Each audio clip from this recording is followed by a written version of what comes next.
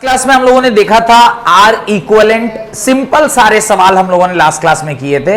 वहां पे आपने देखा था कि कैसे कहीं वायर में अगर रेजिस्टेंस नहीं रहता है तो उसका पोटेंशियल सेम रहता है, तो आप वहां तक वैल्यू को सेम करके इस तरह का कुछ बेसिक प्रॉब्लम हमने सॉल्व किया था।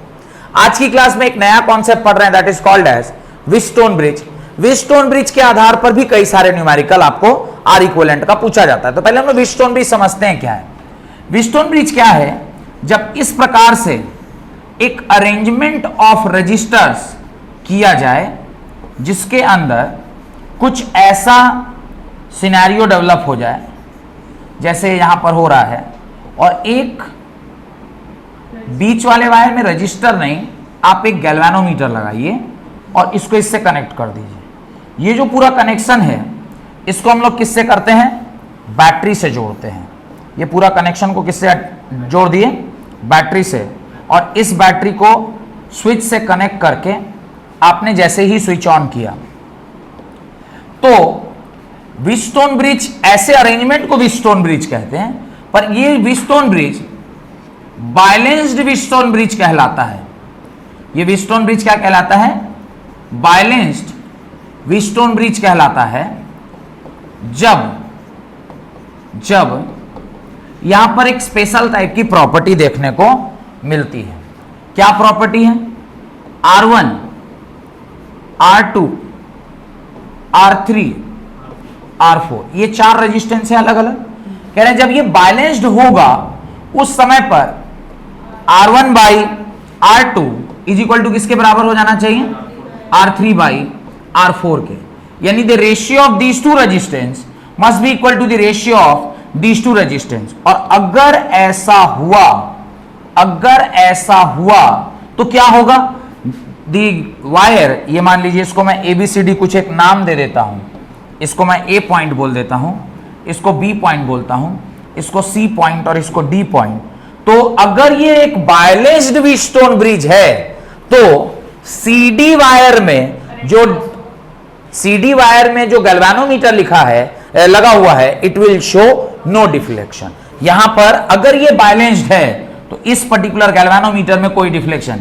If the bridge is balanced, if the Wheatstone bridge is balanced, then the galvanometer will show no deflection,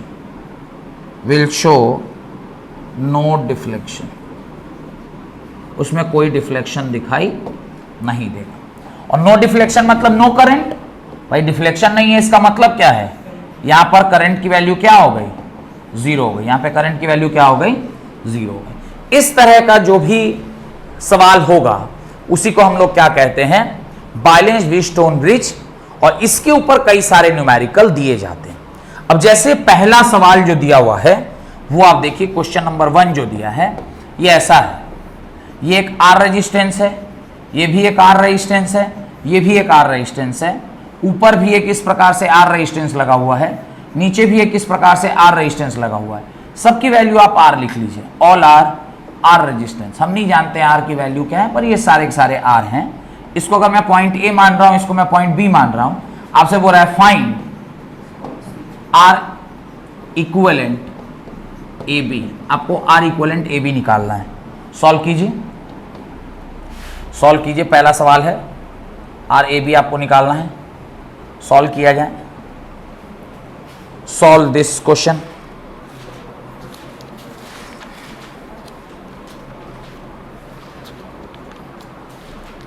सरल है, चाहेंगे तो तुरंत से सॉल्व हो जाएगा, बस चाहत प्रबल होनी चाहिए।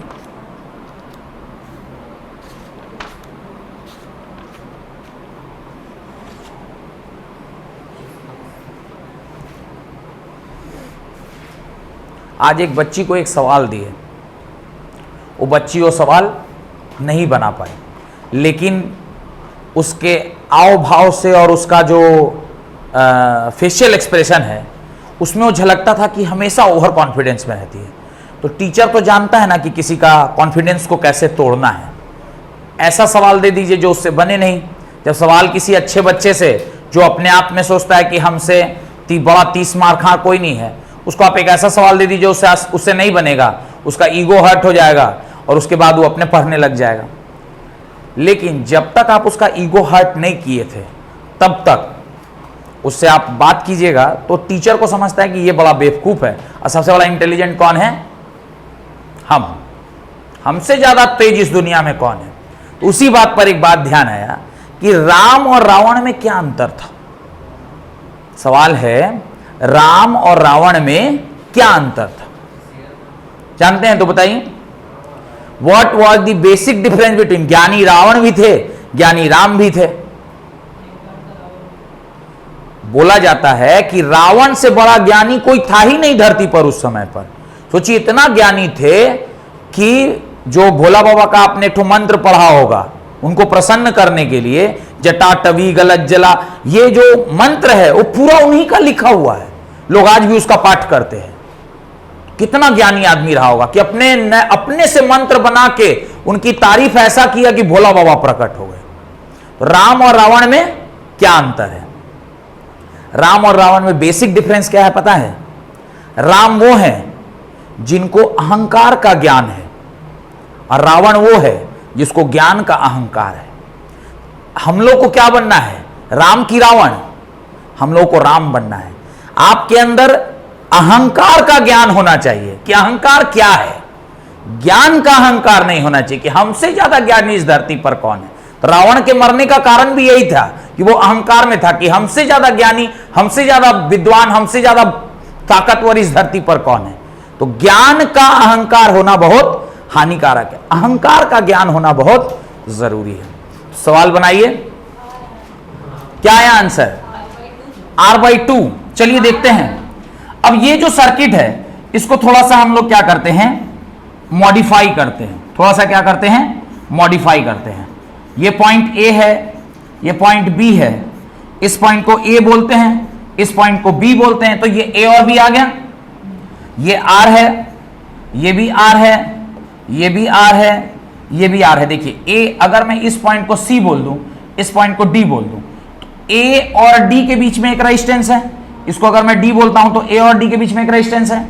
A और C के बीच में एक रेजिस्टेंस है। C और D के भी बीच में है, बीच में भी एक तो बना दीजिए, C और D के बीच में एक रेजिस्टेंस। फिर देखिए D और B के बीच में, D और B के बीच में, और D और C के बीच में। देखिए B और C के बीच में, देखिए B और C के बीच में। तो सारा हमने उसी सर्किट को बनाया, पर कैसे बनाया? ऐसा चेंज कर लिया।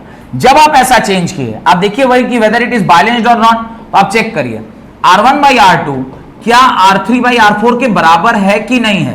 जो आप देखिएगा तो R/R is equal to R/R 1:1, यानी ये बैलेंस्ड है। अगर ये बैलेंस्ड व्हीटस्टोन ब्रिज है तो बीच वाले वायर को रखिए या हटा दीजिए, कोई फर्क नहीं पड़ता है। मैं इसी सर्किट में हटा दूं, मैं इसी सर्किट में हटा दिया। अब जैसे ये हट गया क्या होगा? जैसे हट जाएगा तो अब क्या होगा?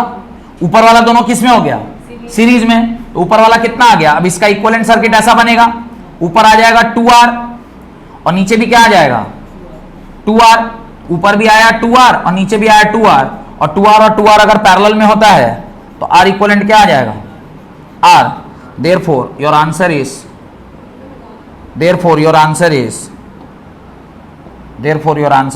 R equivalent is equal to R। Clear? Done. अगला सवाल दूं। Based on the logic of Wheatstone bridge दिया जाए।